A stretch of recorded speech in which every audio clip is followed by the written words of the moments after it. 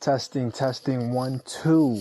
Welcome back to another episode of the Corporate Cowboys podcast. We're going to get started. This is a 30-minute free consultation for those who are interested in learning more about surviving and thriving in corporate. This is Season 6, Episode 1 of the Corporate Cowboys podcast. My name is Alex. I am yours truly, your host eternally, forever entry level in corporate. And in starting off Season 6, I just want to let you know, I want to remind you that this podcast serves as a form of catharsis, a form of therapy, a form of social exercise. It's a social experiment. It's a social exercise in order to sharpen and hone our skill set for talking, in order to sharpen and hone our skill set in talking, verbalizing, imagining, elaborating, creating, presenting, promoting, so on and so forth. It's never bad. It's never a bad thing to develop not a complicated vocabulary, not a convoluted vocabulary, but something that's clear, concise, simple even, in the right circumstances. So, without further ado, let's go ahead and dive right in. This first episode, I'm going to go easy. It's coming from Reddit, r/career guidance, for those that need some career guidance and maybe don't have the resources or the facility to reach out to a professional expert, a corporate expert, someone who's studied and has refined theories in sociology and social psychology and how groups of individuals interact with one another, and those groups form working groups, form crews and corporations, and those networks bleed into the sphere of influence of other working groups like governments, and inform politics in that way. But this ain't that type of episode. We're going to get started with something light here, something very light, something to whet the appetite. This one's pretty straightforward. The title of this one is, I Got a Bad Review, and Now What? Right? We've all been there.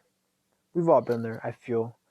If you've never gotten a bad review because you were likely a pushover, or you just don't know how to say no, which is, again, still being a pushover.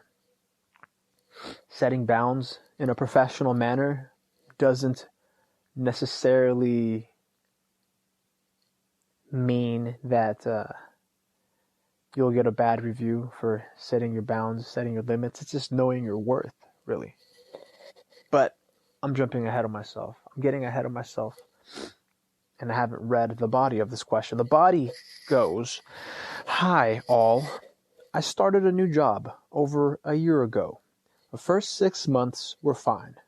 My review was quote-unquote on target. To be honest, I didn't really do much. I wasn't trained much on any aspect of my role.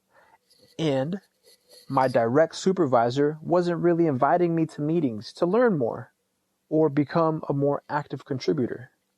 I collected my check and just quietly plotted applying to a new role once I hit a year. I applied. I got picked for an interview. I asked my supervisor's position to move forward. The company policy, I guess, stated that you had to get permission from a supervisor to move. That's weird. I mean, every corporation, every organization has their own internal policies.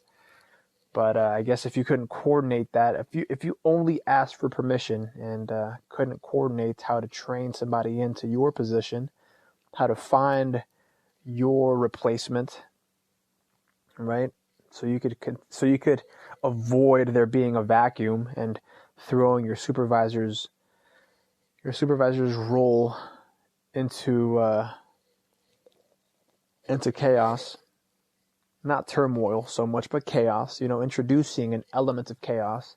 And in corporate, any change is fucking chaotic just because of the nature, the way, the bureaucratic nature that a lot of organizational hierarchies are. So if you could find a replacement and you can do it moving, that means that you can slip out of your position unnoticed and take on this promotion, this other position that you applied for, and leaving your previous supervisor in good hands with your replacement. Why wouldn't they approve it? Maybe in this case, you might have gotten, maybe in this case, your performance was lacking in some respect, to some degree. So it says, it was rejected, their permission, the permission to ask. Sorry, the permission they asked for, the permission they asked of. Yeah, the permission they asked of their manager was rejected. I was then given a poor review, a quote-unquote below target. And then they say, retaliation much? Question mark, exclamation point. Anyways, I asked for clear steps I needed to complete to get an on target on my next review, a quote-unquote on target for my next review. I was basically given a job description. The vast majority of it, when given the opportunity to do, here in parentheses, the supervisor out of the office, I perform, which my boss and boss's boss will admit. I have been trying to get to these concrete tasks nailed down by management, but not well. I've been trying to get these concrete tasks nailed down by management, but not well. Maybe they're not doing well in getting these concrete tasks nailed down, or they're not doing well in getting management to nail them down, or just management is not doing well. Anyway, that sentence is wrongly worded. I even tried working with them to develop SMART goals. None of the goals were actually smart. I was even accused of being condescending when I stated that the goals weren't smart. There were no metrics or timelines, for Christ's sake. I'm really at a loss for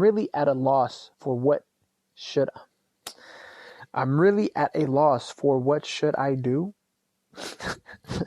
That's worded weird also. I'm really at a loss for what I should do. How about that? Should I just quit?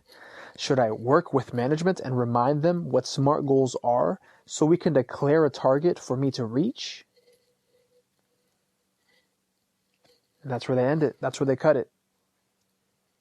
Now, for those of us that might not be familiar what SMART goals are, a SMART goal essentially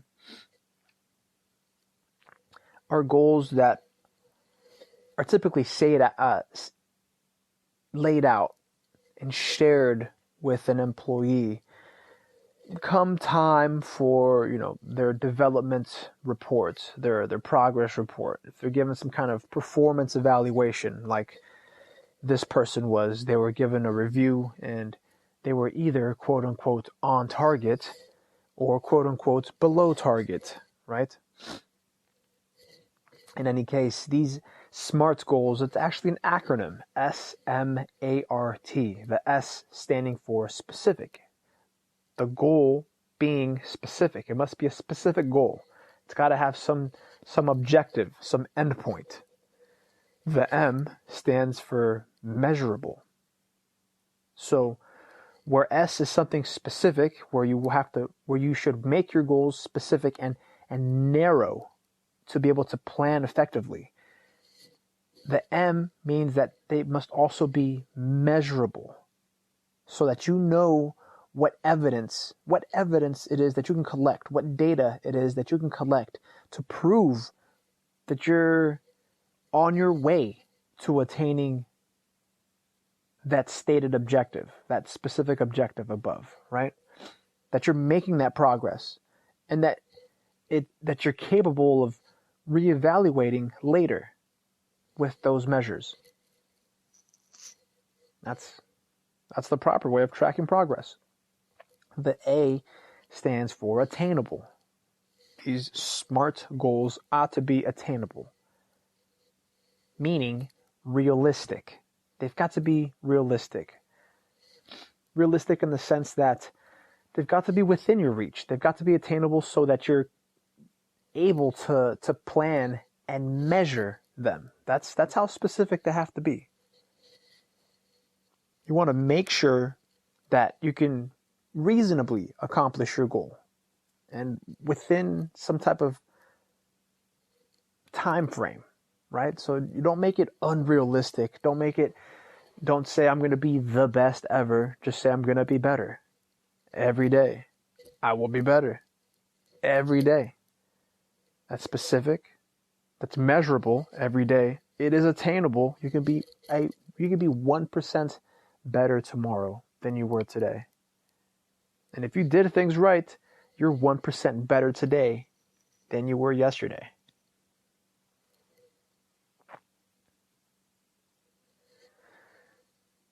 The R stands for relevant. Your goals should align with your values and long-term objectives. So, in the context of corporate, these goals should align with corporate culture values, not social justice necessarily, but values that the corporation prioritizes. It could be innovation, it could be creativity, not always profitability, right? Something sustainable, something productive, something wholesome. And those might necessarily reflect your personal values and the long-term objectives, hence the sustainability, hence the wholesomeness, because profitability isn't always there. The moment profitability is gone is when you find organizations starting to quote-unquote right-size, quote-unquote furlough, just laying motherfuckers off, trimming up the company. It's because they never ran sustainably. They ran profitably. And where profit is motive,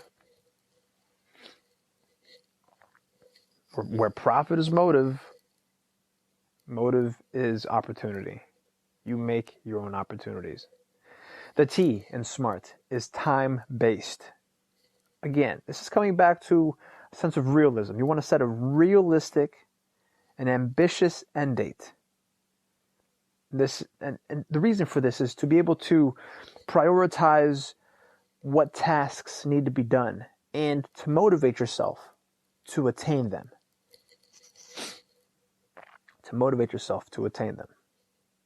That way, you have a deadline for yourself, something firm, something tangible. So at the end of your deadline,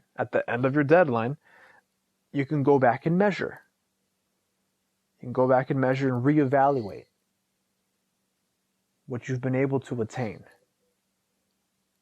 What part of that specific goal you've been able to realize. Now, this person having gotten a poor review, maybe what they need to do is remind management what SMART goals are. Because there are a lot of managers who at one point were promoted and never actually used the concept of SMART goals. But you don't want to come out the gate saying Do you not know what SMART goals are? Because the way this person wrote all this shit, that's really what it sounds like. I was even accused of condescending when I stated that the goals weren't SMART. And yeah, I mean, they capped all SMART, right? Because it's an acronym. But if they're coming out and straight up saying, like, these goals aren't SMART, quote unquote, it's because you're a fucking retard and don't know how to read a room, don't know how to take social cues, don't know how to express yourself professionally, cogently, diplomatically. There are ways to say things that don't have you coming off like a fucking piece of shit, right? There are ways to not necessarily beat around the bush, but to get management, to coax management out to give you those two missing pieces. This person is saying that there were no metrics or timelines, right? There's ways to coax those out of your managers. Now, if you could read between, if you could read between the lines, if you could pick up on social cues, if you could pick up on verbal and nonverbal signals, then you might have already been informed. They would have already informed you that you ought to be looking for another job, right? But I'm not even going to push you that way because it sounds like you might be condescending. Maybe.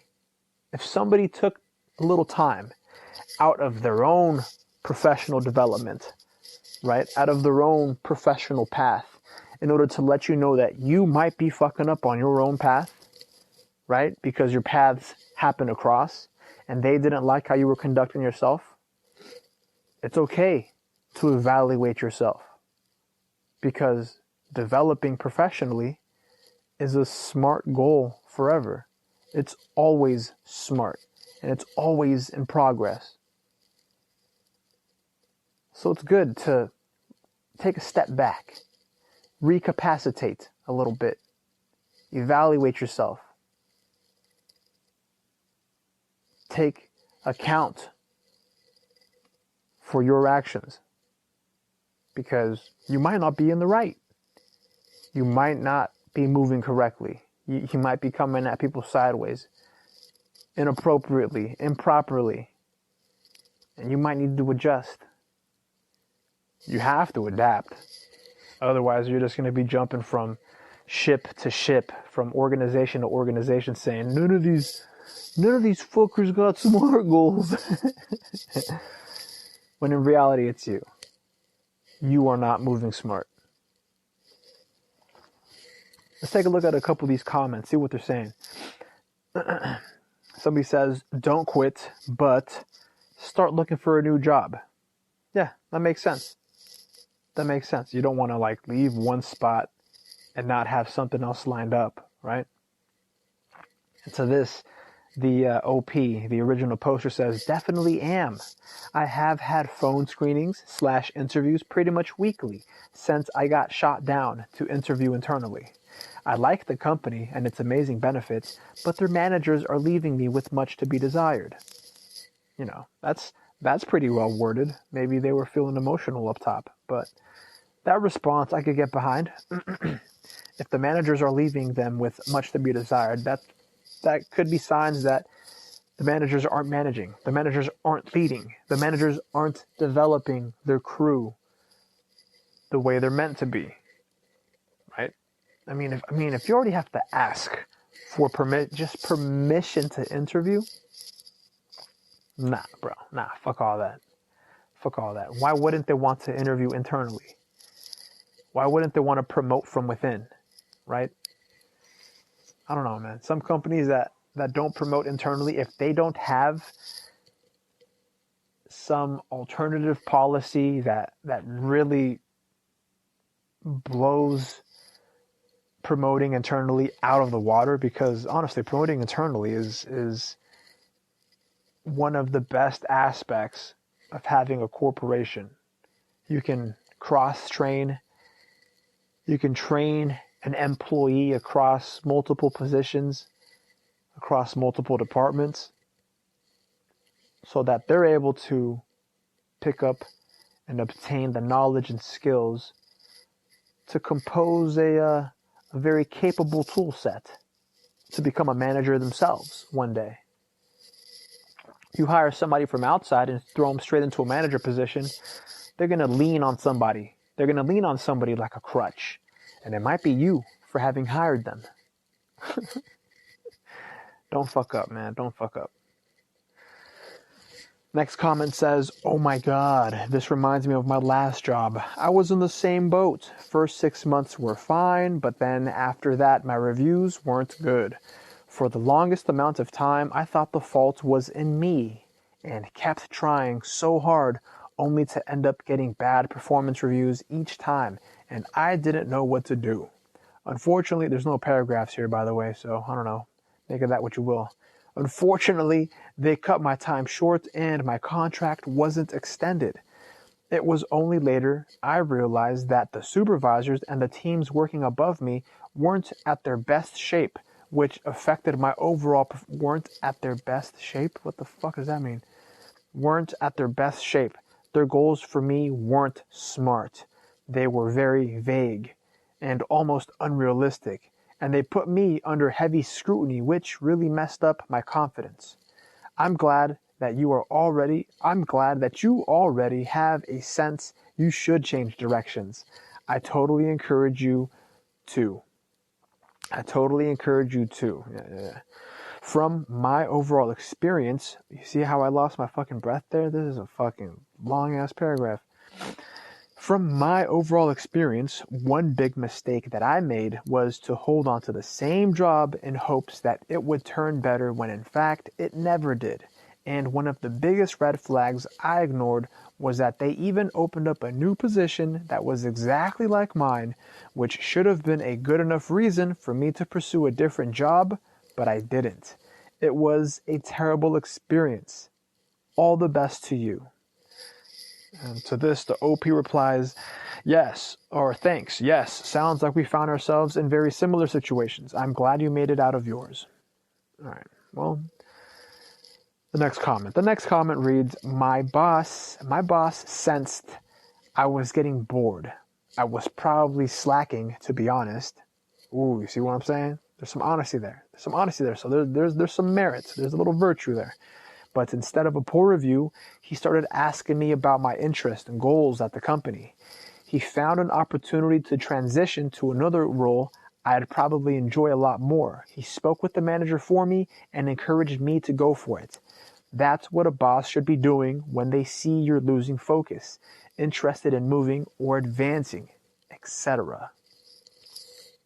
That's very, very perfectly worded. Now, very well worded. I'm not going to say perfectly. Very few times it's not perfectly worded, but the reason I went with perfect first time is because that's coming from the position of a boss, right? They're taking the boss's perspective. The first time around, I didn't take the boss's perspective, but that should cause you to question. That should cause you to question whether or not the boss themselves are capable leaders.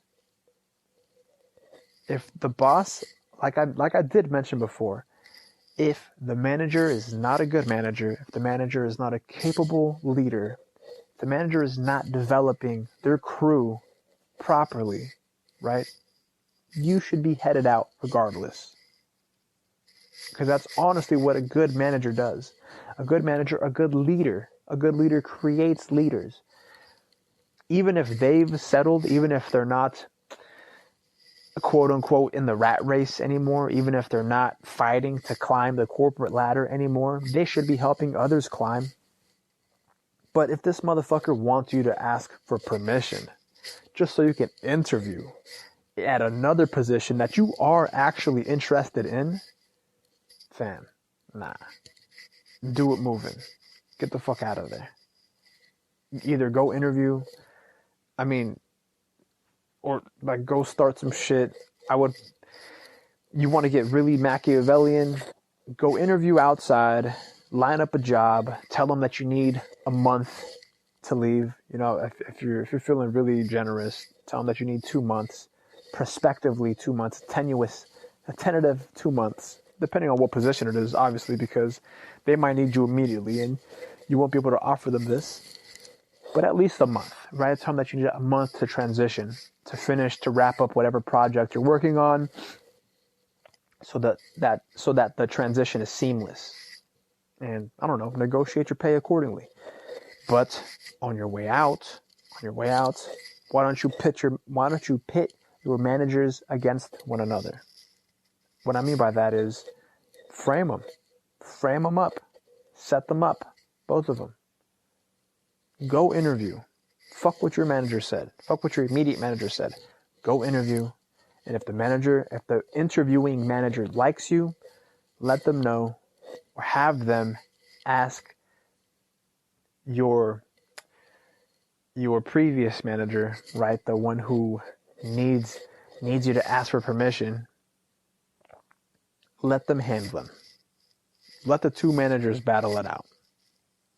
Now, this requires you to be a hell of an interviewee. You have to knock that shit out of the park. So you have to know what you're going in for. You have to know what you're interviewing on. You have to have some background, some idea, some knowledge, some experience already.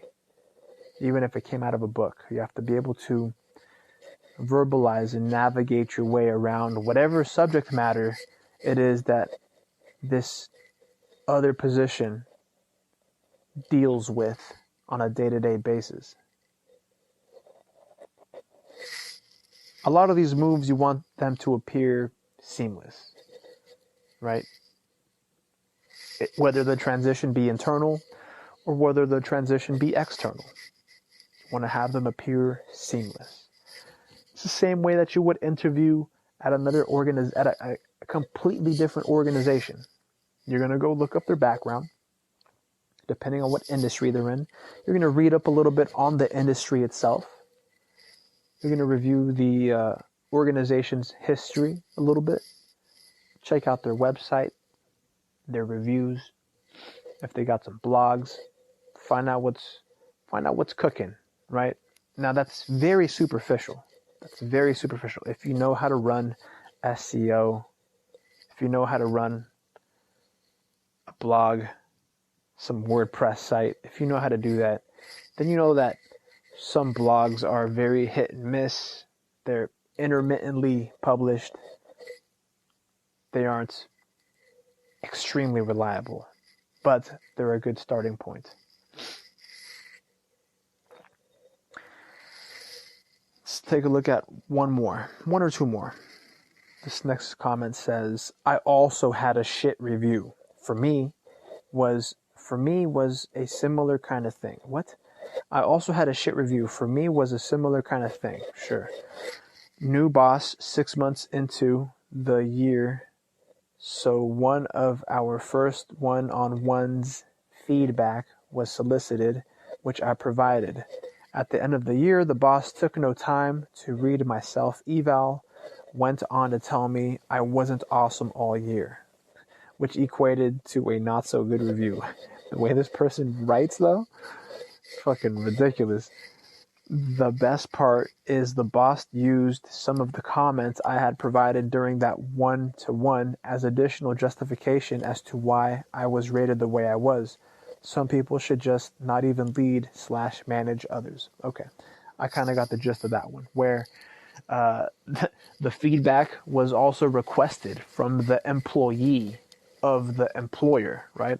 Of the company itself. So there was like a little two-way feedback going on, and apparently this employee gave the manager not so hot feedback, and the manager took it to heart, and I guess retaliated, which sucks, because that's a shit move. If the manager was a professional, if they were diplomatic, they'd want to find out what areas they're lacking in, right? What areas they're lacking in, if they are lacking at all. Because again, it could be just a shit employee, but you don't want to come out the gate and say, oh, because this employee gave me a fucking 2 out of 5 or a 3 out of 5, I'm going to give him a 1. Fuck him. Nah. I mean, you have to be realistic. You have to be smart. Last one. I just went through a similar situation. I echo the advice already given. I will add, before you move on, make sure you write down details on the metrics you know you've met, the SMART goals you set and met, and your other accomplishments, projects, and their impact. This will help you think and speak about the value of your work after you've moved on, and be a good way to look back on this experience without focusing on your bad review, quote unquote. If you have coworkers you are comfortable with, you can also ask for their feedback on your work and projects you've completed together. Hopefully, they can give you a more accurate perspective of your work and impact. That's solid comment right there. Honestly, that's what I would expect to do if I was, I don't know, at a new law firm, let's say. Say I went back to an old firm I was working in, and because industries change, associates move, and let's say I was or let's say I was working with former associates at a firm. What I would want to have my associates do is let me know how my work affects and impacts theirs, right?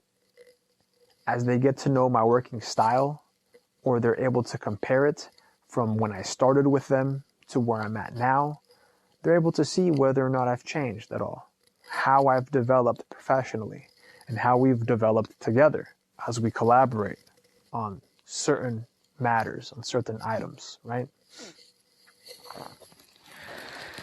Definitely want to make note of those skills you yourself have worked on to improve, as well as those items that you have seen improvement in, and the value that they create, not just to you yourself, but to those that you associate with.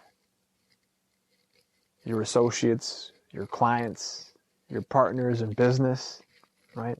Those within your reach, your sphere of influence, I guess we'll call that. Only that way can you turn a potential bad review into a potential good review. You won't really know. Ultimately, we are dealing with humans, right? So you could be an ace. You could be doing grade A, top level work, elite level work, and still get a shit review.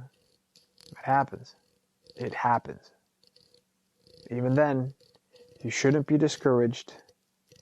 You should not be dissuaded from asking for that feedback. And if it ain't from a manager, it's from someone else. It's from someone you work with. It's from your clients directly. That's how good employees, that's how good managers, that's how good service people, that's how good companies earn a reputation. They learn what the reputation is, and then they build on it. There's that last bit of gold right there. Learn your reputation to earn your reputation. Have yourselves a good one. Oh, proof of life, I guess, right? Today's Friday, October 28, 2022. Have yourselves a great night.